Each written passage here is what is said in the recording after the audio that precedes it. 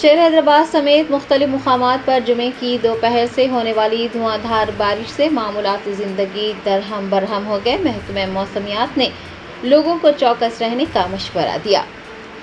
محکمہ موسمیات نے جمعہ 18 جولائی کو Hyderabad east, west, north, south اور سینٹرل زون میں گرج چمک اور آسمانی بجلی گرنے کا امکان جتاتے ہوئے بھاری بارش کی پیش گوئی کی تھی۔ جمعہ کی دوپہر سے ہی شہر کے مختلف علاقوں میں دھواں دھار بارش کا سلسلہ شروع ہو گیا اور معمولات زندگی درہم برہم ہوئے۔ کئی مقامات پر سڑکوں پر پانی جمع ہونے سے لوگوں کو مشکلات کا سامنا رہا، گاڑیوں کی آمد و رفت میں بھی خلل پڑا۔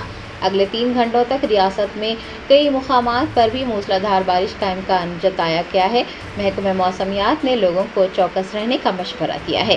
حیدرآباد، جنگاؤں، محبوب نگر، میدک، میڈچل، ملکاج گری، نلگنڈا، رنگا ریڈی، سدی پیٹ، وقار آباد اور یدادری بھوبنا گری اضلاع میں بارش کا امکان جتایا گیا ہے۔ محکمہ موسمیات کے عہدیداروں نے بارش کے ساتھ ساتھ 40 کلومیٹر فی گھنٹے کی رفتار سے ہوائیں چلنے کا بھی امکان جتایا ہے۔ لوگوں کو گھروں میں ہی رہنے اور ضرورت پڑنے پر ہی باہر نکلنے کا مشورہ دیا گیا ہے۔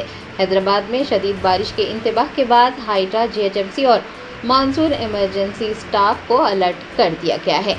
آپ کو بتا دیں کہ مرکزی محکمہ موسمیات نے تلنگانہ، آندھرا پردیش، کرناٹک اور کیرالہ میں موسلادھار بارش کا انتباہ دیا ہے اور ریاست تلنگانہ کے لیے یلو الرٹ جاری کیا ہے۔